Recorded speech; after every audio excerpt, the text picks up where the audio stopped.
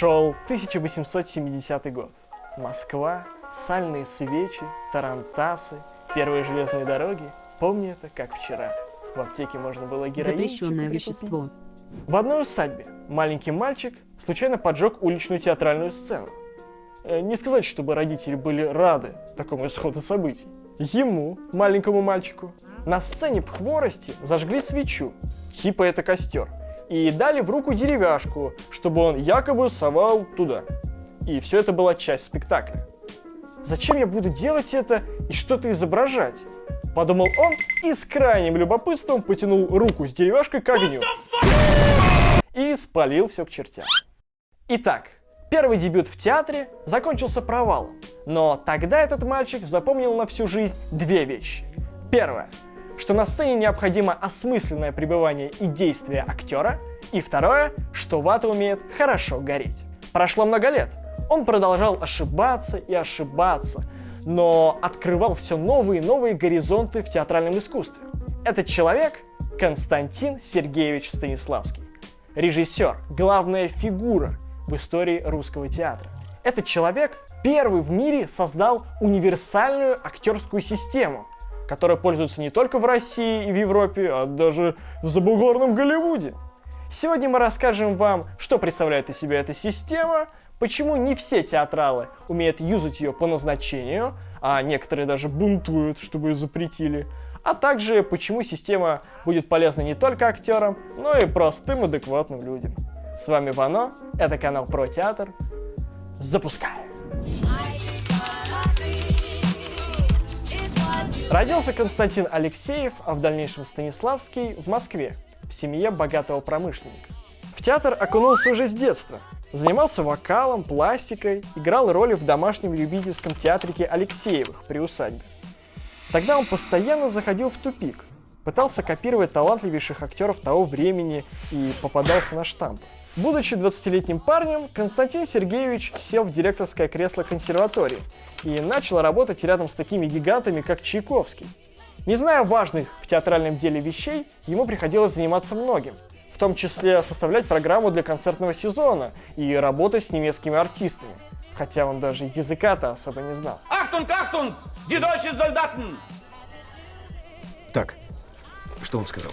Ситуация, конечно, не очень, но тогда у него стал вырабатываться очень полезный для этого дела скилл, где надо смолчать, таинственно посмотреть и многозначительно сказать, будто бы ты в курсе вообще, что происходит. Так ему удавалось многое, но не благодаря таланту в роли директора, а благодаря актерскому дарованию. Ведь нужно было играть. Играть хорошо, обманывать людей, хитрить, но с чувством правды, с расстановкой, товарищи. Далее нельзя не сказать про его работу в обществе искусства и литературы. Это такая общественная организация, устраивающая выставки и спектакли. Основателями этого общества, кроме самого Станиславского, был режиссер Федотов и художник Сологуб. Именно они сильно влияют на его дальнейшее развитие, избавляя от разной бескусицы и примитивщины в актерской игре. Вот, например, один интересный актерский опыт. Константину Сергеевичу дали роль скупого рыцаря из маленьких трагедий Пушкина. Ему нужно было играть дряхлого старика. Он подумал, ну это вроде как легко, нужно лишь копировать его какие-то движения, потренироваться перед зеркалом, и все будет в ажуре. Нет, так не годится! Так только дети кривляются, голубчик, говорил режиссер Федотов. Не надо так стараться. Легче, легче. Константин Сергеевич недоумевал. Неужто вообще никаких приемов не нужно? Ну а когда он совсем переставал играть, ему говорили громче, громче. Ну ничего ж не слышно. Так что же делать? Режиссеров тогда интересовал только конечный результат. Они тебя критикуют, говорят, делай глубже, а ты все пыжишься, пытаешься, и ничего не получается. Ну и пожалуйста, ну и не нужно. Спектакль «Скупой рыцарь» при этом прошел на ура, хотя старикан из Станиславского получился довольно натужным, преувеличенным и фальшивым. Во время работы Общества искусства и литературы в Москву приехал известный тогда немецкий театр труппа герцога Минингенского с режиссером Людвигом Кронеком. И эти ребята по-особому отразились в памяти Константина Сергеевича. Он увидел, каким лидером спектакля может быть режиссер и каким целостным коллективом могут быть актеры. Но был один косяк. менингенцы стремились к правде внешней. То есть, типа, если нам нужен актер на роль Цезаря, то мы берем самого похожего на него человека. Неважно, профессиональный он артист или нет. Для Станиславского же была важна другая правда. Правда внутренняя. А потом случилось событие, которое перевернуло многое. Встреча Станиславского с драматургом и педагогом Немировичем Данченко. И вот, за рюмкой водочки в ресторане «Славянский базар» они обсудили создание совершенно нового театра. В 1898 году родился Московский художественный театр. Открылся он постановкой трагедии Алексея Толстого «Царь Федор Иоаннович». Выходило много спектаклей, вы и так это узнаете из любого учебника. Сказать тут только хочется об одном. Об одной важной вещи, которая очень повлияла на систему Станиславского. Это драматургия Антона Павловича Чехова. Антон Павлович — это уникальный драматург, пьесы которого до МХТ вообще никто не мог нормально ставить, так как все театры пользовались уж слишком устаревшими приемами игры. Станиславскому же удалось нащупать особый подход к его пьесам, к трем сестрам, к дяде Ване. Правда, изначально все казалось слишком просто. Ну что-то там актеры говорят, но ничего вроде как не происходит. Но потом он понял, что в пьесах Чехова есть особая динамика. Не внешняя, а внутренняя. Актеры могли просто пить чай, но внутренне решались их дела и вершились судьбы. Начиная от того, что он случайно спалил сцену, и заканчивая его работой над пьесами Чехова, все это лишь ступеньки к созданию универсальной актерской системы, которая получила свое изложение в книге «Работа актера над собой». Первое и самое главное, что нужно уловить из этой теории, это искусство переживания, которое становится наивысшей точкой актерской игры после ремесла. Ремесло — это когда типа, уже готовые штампы, внешние проявления и больше ничего. После ремесла и искусство представления. Когда ты вроде как трушно играешь на репетициях, переживаешь, но уже на самом спектакле готовишь просто форму роли, без какого-то внутреннего наполнения. Так что наивысшей точкой становится искусство переживания. Что такое переживание? Переживать по Станиславскому — это оставаться живым, идти от свежего чувства, а не от штампа. Оставаться творцом, а не покорным слугой художника или режиссера. Играешь ты фарсово или реалистично, ты всегда должен оправдывать свои действия на сцене. Задавать вопрос: зачем я это делаю? Почему я начал внезапно есть говно? Извините, это просто спектакль в театре Богомолова, постановка «Норма», современный театр.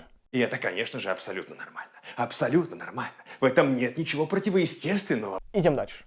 Так, если немножечко приперчить умными словами, то переживание — это процесс актерского творчества, его направленность и характер, определенные предлагаемыми обстоятельствами роли и пьесы, сверхзадачей и сквозным действием. И что мне делать с этой информацией? Разберемся поподробнее с выражениями, которые только что прозвучали.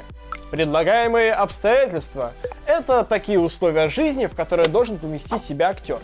Это когда ты еще не играешь Гамлета, ты — это ты, но ты уже находишься в замке 16 века в Дании. Далее обстоятельства роли. Ты понимаешь: я играю знойного филиппинца, продавца авокадо. Значит, мне нужно ехать в Филиппины. Логично. Ты едешь в Филиппины и начинаешь слежку за одним из рыночных торговцев. Следишь за ним очень и очень подробно. Как он дышит, как он смотрит, какая его походка, какая мимика, как он реагирует, когда понимает, что не может продать ни одного авокадо, а в это время продавец-азиат начинает его хлестать по лицу, потому что продажи, извините, на нуле. Ты вдохновляешься всем этим и возвращаешься на театральную сцену, и после этого начинаешь играть этого филиппинца. Далее ты узнаешь новые обстоятельства этого филиппинца. Оказывается, что его бросила жена, а акции, в которые он вложил в Panasonic, резко упали до нуля, потому что уже никто ни хрена не пользуется этим Panasonic.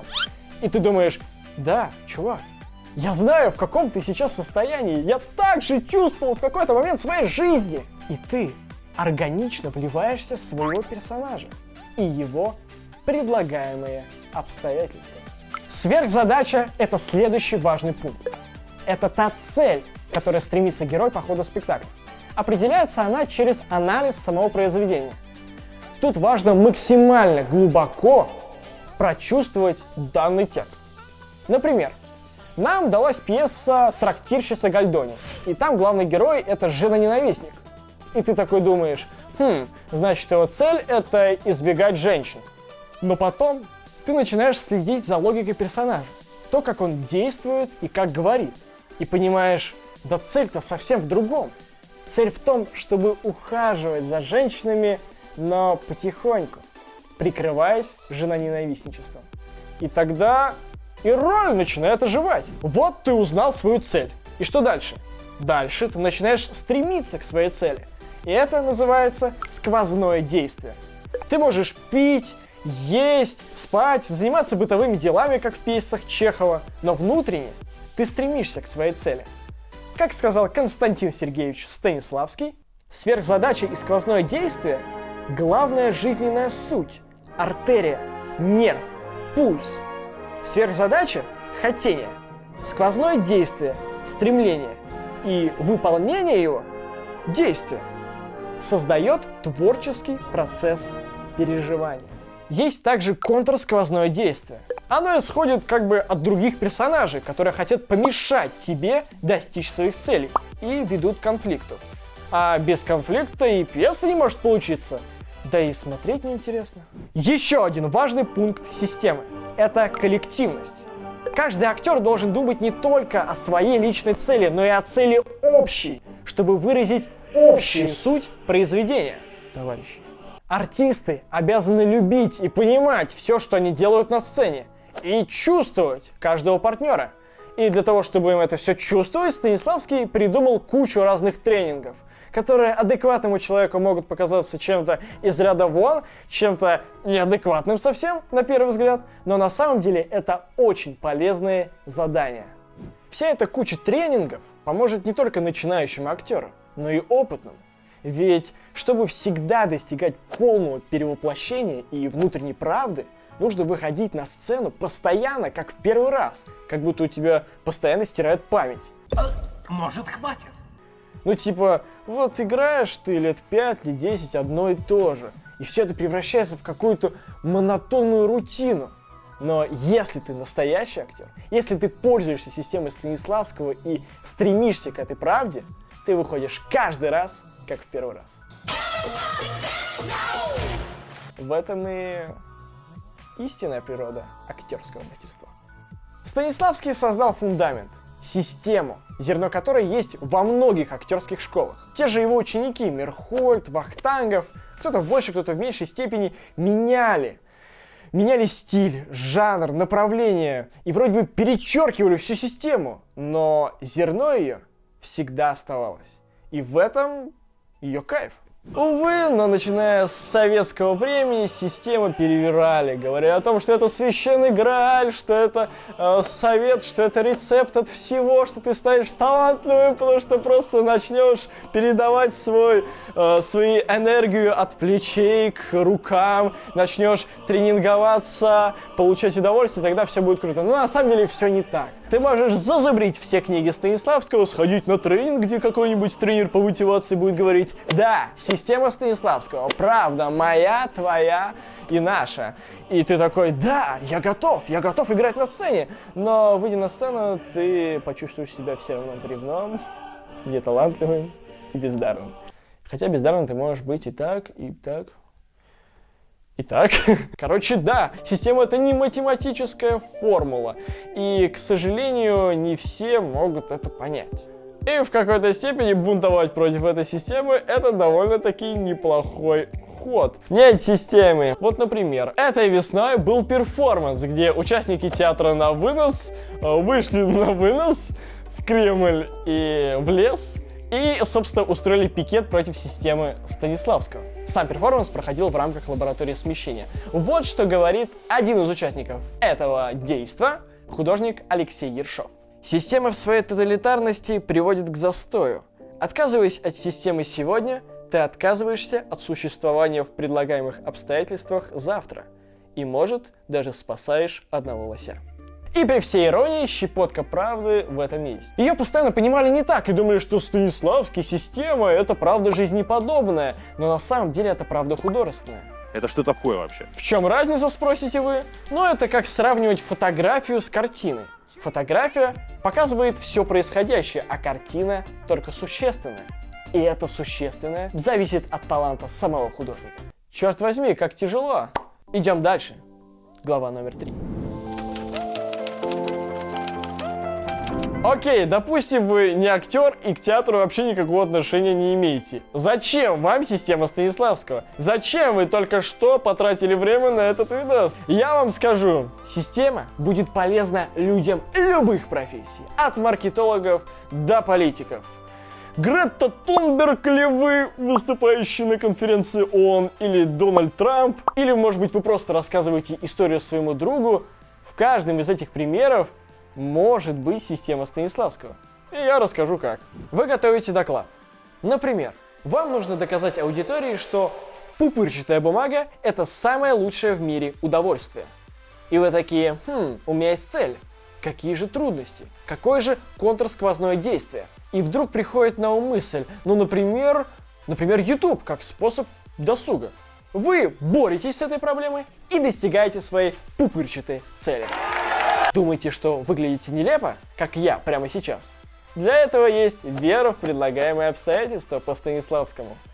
Вы верите в то, что делаете, и в итоге не сходите с ума. Пользуясь системой Станиславского, на работе, на пресс-конференциях или же дома в общении с друзьями, вы перестаете нервничать и начинаете получать кайф от всего процесса.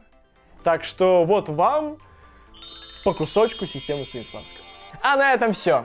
Ставьте лайки, подписывайтесь на канал, подписывайтесь на наш инстаграм, там выходит стабильный контент, новости о театре, обзоры спектаклей. Ну и до скорого. Занавес.